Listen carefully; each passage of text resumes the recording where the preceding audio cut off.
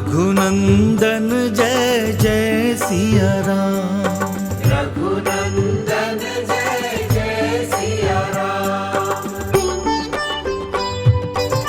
जय जय श्री सीताराम। प्रिय भक्तजनों, रविंद्र जैन ग्रुप द्वारा प्रस्तुत की जा रही सुनो श्री राम कहानी में भगवान श्री राम के जन्म के कारणों से लेकर उनके जन्म, विभिन्न लीलाओं और साकेत गमन तक की कथाओं को क्रमबद्ध रूप से आप सभी तक पहुंचाने का प्रयास किया जा रहा है। इस प्रयास में अभी तक आप सुन चुके हैं कि कैसे भगवान श्री राम ने सुग्रीव को दिया हुआ वचन निभाया और बाली का वध करके किष्किंधा के राज सिंहासन पर सुग्रीव का राजाभिषेक किया।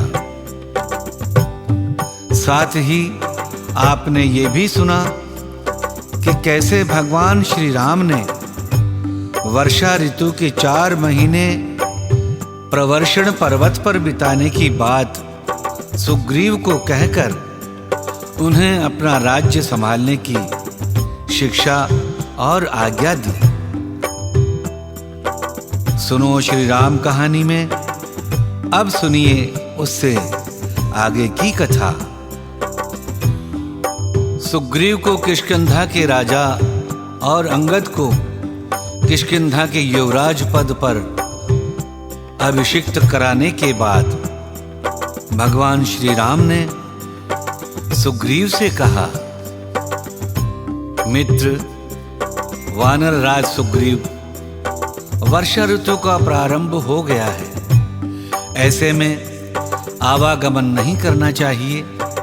इसीलिए मैं इन 4 महीनों तक यहीं तुंगभद्रा नदी के समीप, जिसकी धारा पश्चिम से पूर्व की ओर बहती है, प्रवर्षण पर्वत पर निवास करूंगा। तुम शास्त्र नीति के अनुसार राज्य करो और सीता की खोज का कार्य मित्र ध्यान में रखना। सुग्रीव से ऐसा कहकर भगवान ने उन्हें विदा किया और लक्ष्मण जी के साथ उस पर्वत की एक सुंदर गुफा को निवास करने के लिए चुना।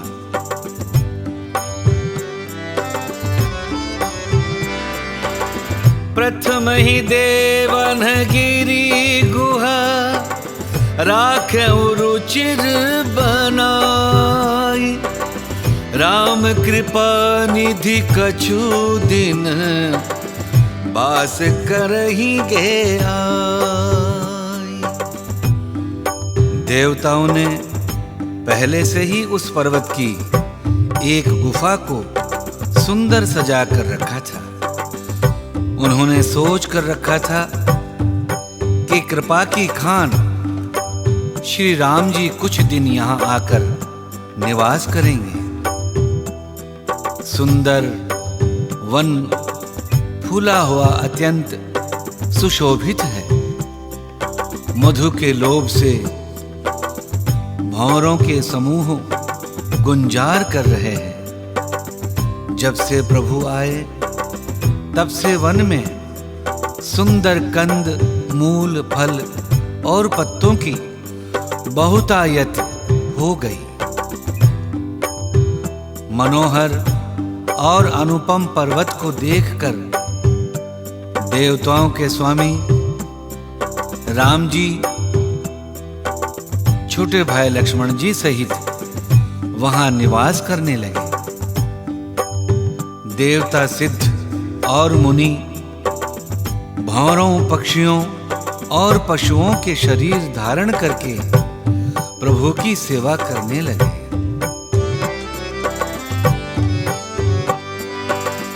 मंगल रूप भयउ बन तब ते, कीन्ह निवास रमापति जब ते।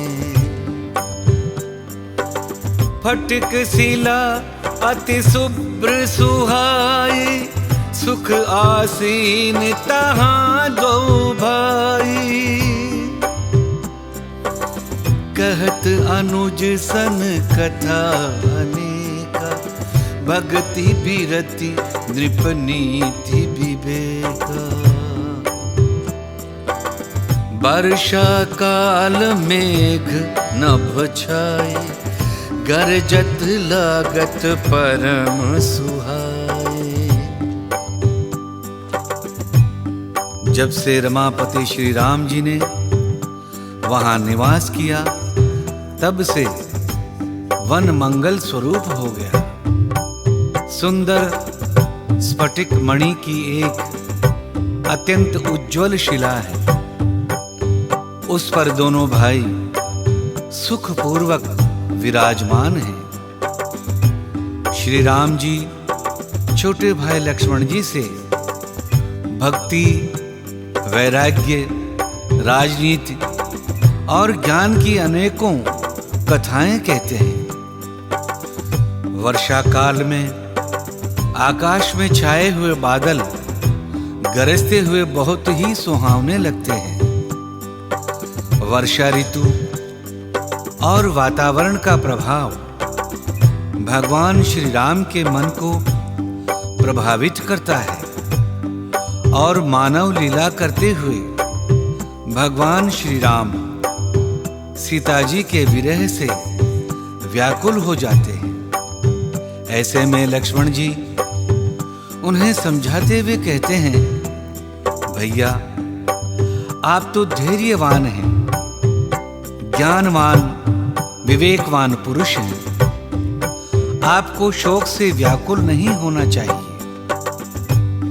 हे रघुवीर, इस प्रकार व्यथित होने से कोई लाभ नहीं है, अतः आपको शोक नहीं करना चाहिए, क्योंकि शोक करने वाले पुरुष के सभी मनोरथ नष्ट हो जाते हैं। यह बात आपसे छिपी नहीं है।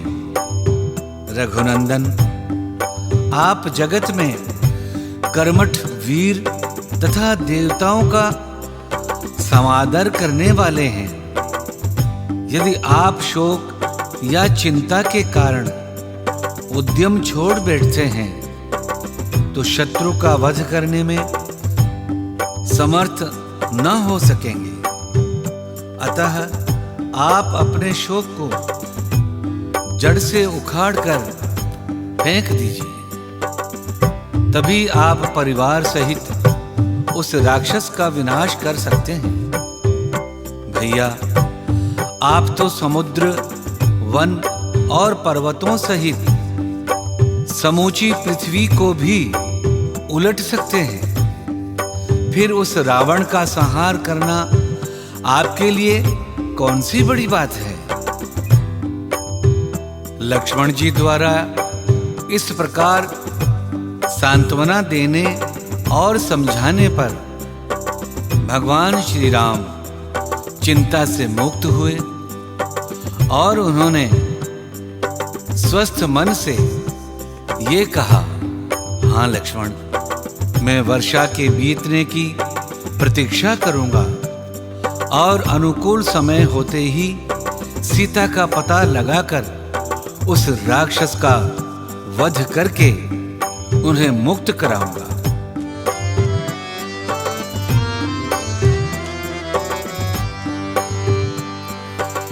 घन घमंड नभ गर्जत घोर, प्रियाहीन दरपत मन मोरा। दामिनी दमक रहन घन माही, खल के प्रीति जथा थिर नाही। बरसहि जलद भूमि नियराए, जथा नवहि बुद्ध विद्या पाए। बूंद अघात सहहि गिर कैसे, खल के बचन संत सहे जैसे। नभ में बादल घुमड़ घुमड़ कर घोर गर्जना कर रहे हैं। सीता जी के बिना मेरा मन भयभीत हो रहा है। बिजली की चमक बादलों में ठहरती नहीं, जैसे दुष्ट की प्रीति स्थिर नहीं रहती। बादल भूमि के समीप आकर नीचे उतरकर बरस रहे हैं, जैसे विद्या पाकर विद्वान व्यक्ति विनम्र हो जाते हैं। बूंदों की चोट पर्वत कैसे सहते हैं, जैसे दुष्टों के वचन संत सहते हैं।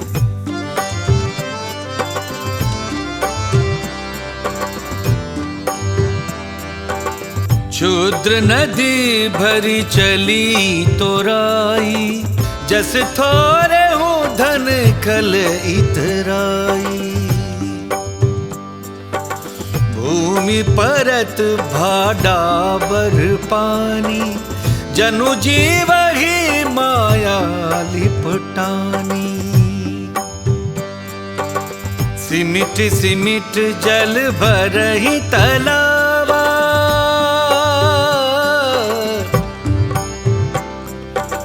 सिमिट सिमिट जल भरहि तलावा। जिमि सद्गुण सज्जन पहियावा। सरिता जल जल निधि महु जाई, सरिता जल जल निधि महु जाई। होई अचल जिमि जीव हरि पाई। छोटी नदियां जल से भरकर किनारों को तोड़ती हुई चली, जैसे थोड़े धन से भी दुष्ट इतरा जाते हैं, मर्यादा का त्याग कर देते हैं। भूमि पर पड़ते ही पानी गंदा हो गया है, जैसे शुद्ध जीव से माया लिपट गई हो। जैसे सद्गुण एक एक करके सज्जन के पास चले आते हैं, वैसे ही चारों ओर से जल एकत्रित होकर तालाबों में भर रहा है। नदी का जल समुद्र में जाकर वैसे ही स्थिर हो जाता है, जैसे जीव श्री हरि को पाकर अचल आवागमन से मुक्त हो जाता है। सारी भूमि घास से भर गई है, जिसके कारण रास्ते बिल्कुल समझ में नहीं आते। बिल्कुल वैसे ही जैसे पाखंड मत के प्रचार प्रसार से सद्ग्रंथ लुप्त हो जाते हैं। चारों दिशाओं में मेंढकों की ध्वनि ऐसे सुंदर सुनाई पड़ रही है, मानो विद्यार्थियों के समूह वेदों का अध्ययन कर रहे हों। बहुत प्रकार के वृक्षों में नए नए पत्ते आ गए हैं, जिससे वे हरे भरे और शोभा से संपन्न हो गए हैं। बिल्कुल वैसे ही जैसे साधक का मन ज्ञान प्राप्त हो जाने पर हो जाता है। जैसे उत्तम राजा के राज्य में बुरे व्यक्तियों का प्रभाव नहीं रह जाता, उसी प्रकार मदार और जवासा जैसे कुछ पेड़ों से पत्ते लुप्त हो गए हैं। जैसे क्रोध आने पर धर्म दूर हो जाता है, कहीं नहीं दिखता, उसी प्रकार वर्षा के कारण धूल कहीं खोजने पर भी नहीं मिल रही। फसलों से लहलहाती खेती से हरी भरी पृथ्वी कैसी सुशोभित हो रही है, जैसे उपकार करने वाले व्यक्ति की संपत्ति। रात के घने अंधकार में जुगनू शोभा पा रहे हैं, मानो अभिमानियों का समाज इकट्ठा हो गया हो। भारी वर्षा के कारण खेतों की क्यारियां फूट चली हैं, बिल्कुल वैसे ही जैसे स्वतंत्र होने से स्त्रियां बिगड़ जाती हैं। चतुर किसान खेतों में से घास आदि निकालकर फेंक रहे हैं, जैसे विद्वान लोग मोह, मद और मान आदि का त्याग कर देते हैं, जैसे कलयुग को पाकर धर्म भाग जाते हैं, उसी प्रकार चक्रवाक आदि पक्षी कहीं दिखाई नहीं दे रहे।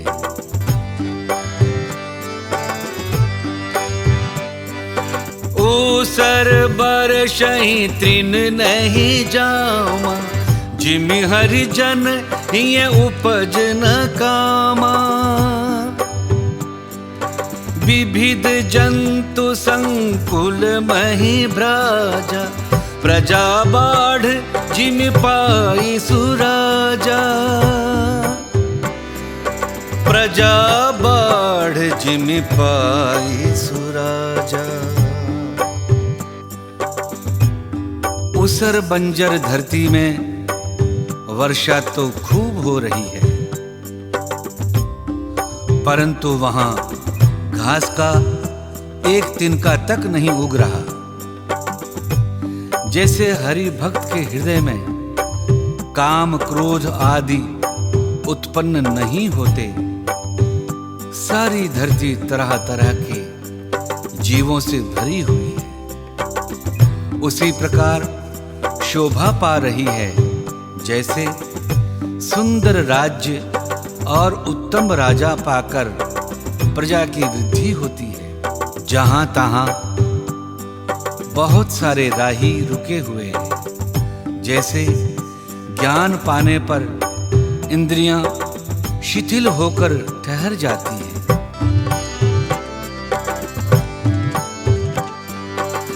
कबहु प्रबल बह मारुत, जहां तहां मेघ बिलाही। जिमि कपूत के उपजे, कुल सद्धर्म न साही। कुल सद्धर्म न साही। कबहु दिवस महनि बिड़तमा, कबहुक प्रगट पतंग। बिन सई उपजई ज्ञान, जिमि पाए कुसंग सुसंग।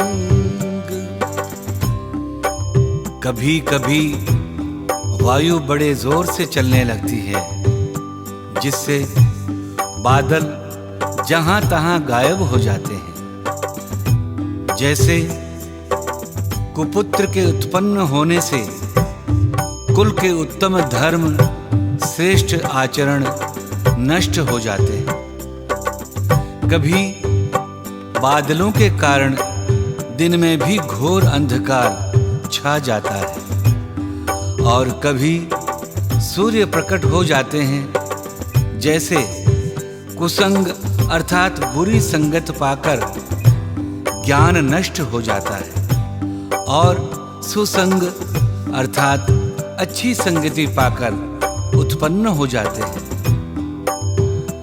वर्षा बीत गई और परम सुंदर शरद ऋतु आ गई। फूले हुए काश से सारी पृथ्वी छा गई। मानो वर्षा ऋतु ने काश रूपी सफेद बालों के रूप में अपना बुढ़ापा प्रकट किया है। अगस्त्य नामक तारे का उदय होने से रास्तों का सारा जल सूख गया है। बिल्कुल वैसे जैसे संतोष के उत्पन्न होने से लोभ समाप्त हो जाता है। नदियों और तालाबों का स्वच्छ जल ऐसे सुशोभित हो रहा है, जैसे मद और मोह से रहित होकर संतों का हृदय निर्मल हो जाता है। नदी और तालाबों का जल धीरे धीरे सूख रहा है, जैसे बुद्धिमान पुरुष ममता का त्याग करते हैं। शरद ऋतु जानकर खंजन पक्षी आने लगे, जैसे समय पाकर सुंदर सुकृत अर्थात पुण्य प्रकट होने लगते हैं। न कीचड़ है न धूल है, इससे धरती निर्मल होकर ऐसी सुंदर लग रही है जैसे नीति निपुण राजा की राजधानी हो। पानी कम हो जाने के कारण मछलियां व्याकुल हो रही हैं, जैसे मूर्ख व्यक्ति धन के बिना व्याकुल हो जाता है। बिना बादलों से निर्मल हुआ आकाश ऐसे सुशोभित हो रहा है जैसे भगवत भक्त सभी आशाओं को त्याग कर सुशोभित होते हैं। कहीं कहीं थोड़ी थोड़ी वर्षा हो रही है, जैसे कोई बिरले व्यक्ति ही ईश्वर की भक्ति पाते हैं। चले हर्षित जी नगर नृप, तापस बनिक भिखारी, जिमि हरि भगति पाई श्रम, तजहि आश्रमी चारी। वर्षा काल का समापन हुआ जानकर और शरद ऋतु का आगमन हुआ देखकर राजा, तपस्वी, व्यापारी और भिखारी क्रमशः विजय, तप, व्यापार और भिक्षा के लिए हर्षित होकर नगर छोड़कर बाहर निकले। अर्थात राजा विजय के लिए, तपस्वी तप के लिए, व्यापारी व्यापार के लिए और भिखारी भिक्षा के लिए अपने अपने स्थान छोड़कर बाहर निकल पड़े। ठीक वैसे ही जैसे भगवान श्री हरि की भक्ति पाकर चारों आश्रम वाले साधक विभिन्न प्रकार के साधनों को छोड़कर साधना के लिए चल पड़ते हैं। स्नेही भगवत भक्तों, सुनो श्री राम कहानी में आज की कथा यहीं तक। सुनो श्री राम कहानी के हमारे अगले एपिसोड में हम आपको सुनाएंगे। वर्षा ऋतु बीत जाने और शरद ऋतु आ जाने पर भगवान श्री राम शरद ऋतु का वर्णन करते हैं और सीता जी के लिए चिंतित होते हैं। भगवान श्री राम से जुड़ी इन जन जन उपयोगी कथाओं को सुनते रहने के लिए हमारे चैनल को सब्सक्राइब कर लें और हमारे साथ बने रहें। एक बार आप सभी का पुनः धन्यवाद। जय जय श्री सीताराम।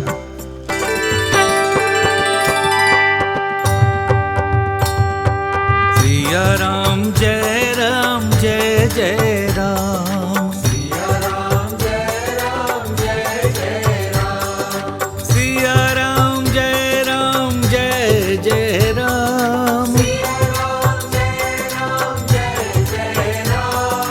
रघुनंदन जय जय सिया राम। रघुनंदन जय जय सिया राम। रघुपति राघव राजा राम। रघुपति राघव राजा राम। पतित पावन सीता राम। पतित पावन सीता राम। सिया राम जय जय राम। सिया राम जय जय राम। सिया राम